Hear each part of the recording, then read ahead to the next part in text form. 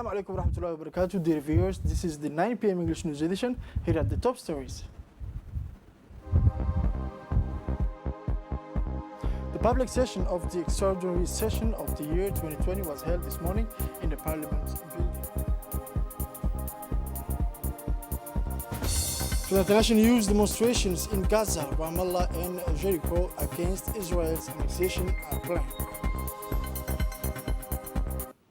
Hello, welcome to our newsroom for having the news in details. Under the chairmanship of His Excellency Mohammed Ali Mohammed, the public session of the extraordinary session of the National Assembly of the year 2020 was held this Thursday, July 2nd, in a Parliament building. The session was attended by the Prime Minister, His Excellency Abdul Qadir Kamil Mohammed, members of the Parliament and ministers. Bill number 76 AN 28 on the adoption of the National Vocational Training Policy. Draft Law number 80 AN 20, the 80th, establishing the National School of Judicial Studies.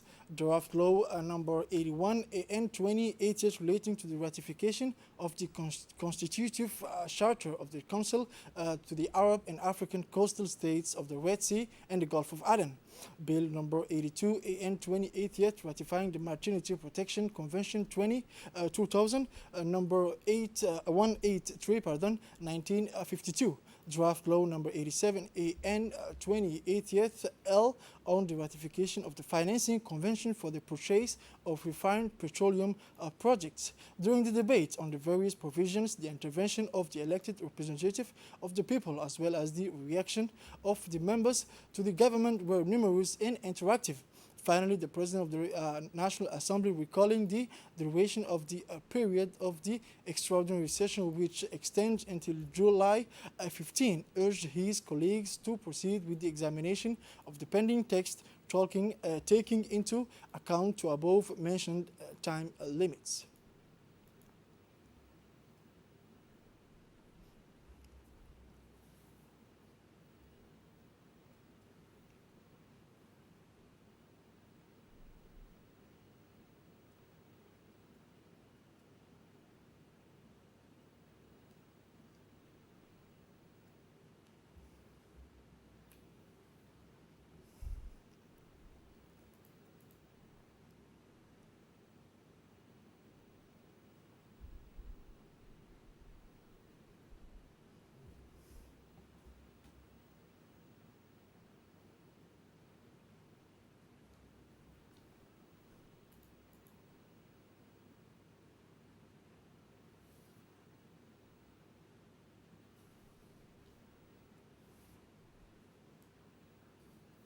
During the debates on the different provision to intervention of the elected representatives of the people, as well as the reaction of the members of the government, were numerous and interactive. Let's listen to them. Government must put in place a policy to raise awareness and enhance the value of technical professions. Initially, to make people understand that it is much more important to have technical jobs than to have a letter from technocrats in the first instance. Secondly, we need to promote the professions because young people who leave a technical school often have no job opportunities, and these professions are generally not protected. We had set up an observatory of trades, and it did not work. The Minister of National Education set up the General Directorate of Technical Education and Vocational Training, which may only had 8 members at the beginning, and as this vocational training began to develop, the Directorate General, of course, has also increasingly been straining in terms of human resources. I assure you that today, since 2012, vocational training has joined the subject through the activities of the Directorate General through television. A great deal has been done, but it is not enough. It is not enough because vocational training is not only the responsibility of the Ministry of National Education, since vocational training is a matter for the sectors as well, public but also the private sectors. Of course, the associations and the trade associations, and therefore really the ministry alone could not really be in a position, of course. Within the framework of strengthening the digital arsenal in accordance with the reflections of the States General of Justice in November 2020, the government is headed by His Excellency the President of the Republic of Djibouti, Mr. Ismail Omar Guelleh, aims to modernize and complete our digital system sufficiently to cope with the economic and social changes that our country is undergoing. Moreover, Mr. Minister, this school will also help strengthen the quality of the work of magistrates in the system as a whole. I will also be sure to join with you in your bravery and remarkable work in constantly accelerating this important project, which is very much in demand in our country. Is it taking any more time, Mr. Minister, the construction of this institute for the school? My second question is, what will be the selection criteria, Mr. Minister, when choosing future trainers? I am looking at this school. Thank you. Members questions government members concerning the other issues on the agenda for this sitting. Let's listen to them again. Dans le cadre de renforcement du personnel judiciaire et conformément aux réflexions des États généraux de la justice en novembre 2020, With regard to the choice of trainers, by division, it is a matter of training on a number of things, including ethics, the application of law by professional magistrates, such as notary publics or judges. They all have points in common, so there are common notions that they will be trained for. Young people, when you have a master's degree in law, you can become a lawyer, notary, or magistrate. But whatever you are going to do, there are things that bind you, that put you together in the family of law.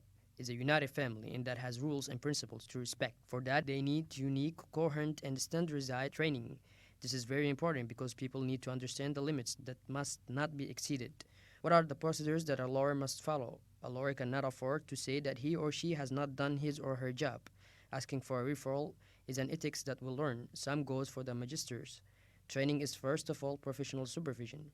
Pedagogy, to take the example of education, it shows the content. They have already studied, they have done master's degrees or diplomas higher than the masters in law. So the subject matter now, it is the form that will be improved. Let us hear again from members of the parliament and members of the government on the other items on the agenda. À l'instar du monde entier, le prix du pétrole a baissé lors de la commission. Like the rest of the world, the price of oil dropped at the Commission. You said that very soon, the price of the pasta or oil products will be revised downwards. It has been a month. When is it expected? Thank you. We are continuing to work with the budget ministers, with the minister responsible for the country's security, to be able to lower the price even further. And as I promised to the Commission and to our citizens, an affordable price at the pump for storing rations. The vats are full because the country uses these storage facilities on the Djibouti road, but also on the federal road, the road of Ethiopia. These warehouses and the 370,000 cubic meters. It is full, it is true, but we try each time to reserve the necessary space for the quantity to be imported into Djibouti. That's it, that's important, and I think we have tried to renegotiate all the contracts. The reason for this is to be able to have professional prices.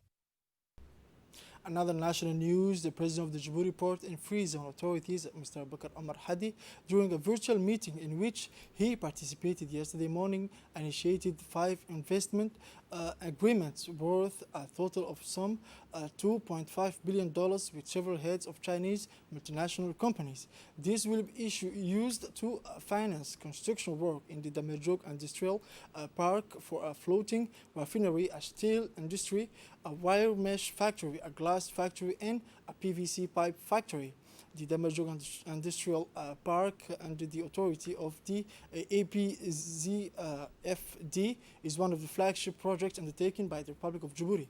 Owing to its geographical location on one of the busiest maritime routes, this mega infrastructure project, which covers a total area of 30 kilometers per 2 kilometers of land and 20 kilometers of sea, is attracting the interest of foreign investors.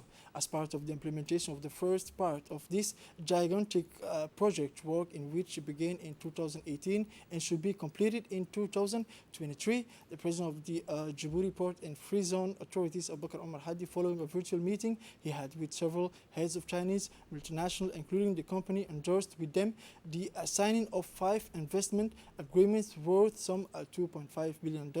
These agreements will finance construction work on the Damerjog Industrial Park, a floating refinery, as I said, a steel industry, a wire mesh factory, a glass factory, and a PVC pipe factory. It should be recalled that the floating refinery, which will benefit for an investment by the Chimbusco company, will produce 6 million steel. Moving now to the another news, and now today, July 2nd, 2020, the rapid intervention of National Gendarmerie was able to avoid a disaster on the national road number 01. Indeed, around 8:00 a.m., the cabin of Ethiopian tanker truck filled with diesel suddenly caught fire at the 8th of climb for Khalil PK-23 in the direction of Arta. The driver turned the steering wheel to the right before leaving the vehicle. A user of RN1 reported to fire a national of the gendarmerie. Had 116 emergency call service, which in turn reported to the road safety squadron and the fire brigade. Their main objective was to prevent the fire from reaching the tanker field with gasol, which was in danger of exploding. Thus, the gendarmes used two means aboard to stop the flames from spreading. Once the firefighter has brought the fire under control, the project from the tank of the accident truck was transferred to another tank, again under the supervision of the constable. This was happening in Arta. An investigation was launched to determine the exact causes of the ignition of the cab of this tanker truck. Faced with these facts, the High Command of the Gendarmerie congratulates the Gendarmerie, who thanks to their continuous presence on this essential route, never cease to save July the 2nd, lives of 2020, those who use it every day. able to avoid a disaster on the National Road number 1. Indeed, around 8 a.m., the cabin of an Ethiopian tanker truck filled with diesel suddenly caught fire at the heat of the climb from Kalilne to PK-23 in the direction of Arta. The driver turned the steering wheel to the right before leaving the vehicle. These are within the framework now of the implementation of projects to support the realization of socio-economic activities in the interior region and NDS Mission, which led by the Director of Social Development, Mr. Diri Farah Sultan, visited the region of Dikhil. On his arrival, the mission was welcomed by the first Deputy Prefect of the Dikhil region, Mr. Yusuf Ali Iye, the President of the Regional Council, Mr. Abdurrahman Yunis, the Vice President of the Regional Council, Mr. Mohammed Ebo, as well as the members of the Permanent Bureau of the Regional Council of the Unity Region, Dikhil. The objective of the mission was to sign financing agreements with 9 associations whose projects were validated by the local committee chaired by the President of the Regional Council. The cost of this financing amount to 27 million Djibouti francs. The signing ceremony was attended by the President of the Regional Council of Dikhil and Mr. Abdurrahman Yunis Are, the first Deputy or Prefect, Mr. Yusuf Ali Iye, and the representative and the beneficiaries association, as well as the other local officials. The President of the Council warmly congratulated the ADDS for civil society actors for local development activities through the financing of the community project. It should be recalled that the project to support the implementation of socio-economic activities in the region has 3 components, namely the basic social facilities, Center for Social Action and Women's Empowerment, construction of stalls, extension of drinking water supply networks, project management. Let us listen now to the words of the Director of Social Development, Mr. Diri Farah Sultan. Le déplacement d'aujourd'hui s'inscrit dans le cadre de la mise en œuvre du projet d'appui à la réalisation des infrastructures socio-économiques dénommé par ISER. Our trip today is part of the implementation of the support project for socio-economic infrastructure development called PERSIN, which is jointly financed by the government of Djibouti and the African Development Bank. The project has several components, one of which is capacity building for development actors. These components include the Community Development Fund, which is a fund that finances proposals from associations in the region. It is within this framework that there was a call for proposals from associations. Last year, there were 18 associations responding with proposal, but the selection or validation committee at the regional level selected 9 projects, whose signature we are celebrating today. These concern access to water, social actions, whether in towns or in rural areas. We are very happy that the association have reached this level of capacity that allows them to formulate a project, to design a project with a document. Standard projects that can be analyzed on the table, meeting the standards in terms of social projects, and that this will be financed through the community. Now in Hayabley, a fire broke out in the Balbala district, more precisely in the Hayabley area yesterday morning around 10:30 minutes. The details with Dina Musa. Hayabley area yesterday morning around 10:30. The flame of this fire consumed almost 7 houses lived by inhabitants of this district of Tor Usbo, and no human casualties were recorded according to the police sources. As soon as the family declared itself, the citizens of this neighborhood quickly called the firemen to help put out the fire, But the fire grew in size because during the summer months, the strong Khamsin wind blows and it is difficult to control the fire. So the population is supposed to be very vigilant. And so far, the cause and circumstances of the fire which has spread are unknown and investigations are currently being carried out by the protection.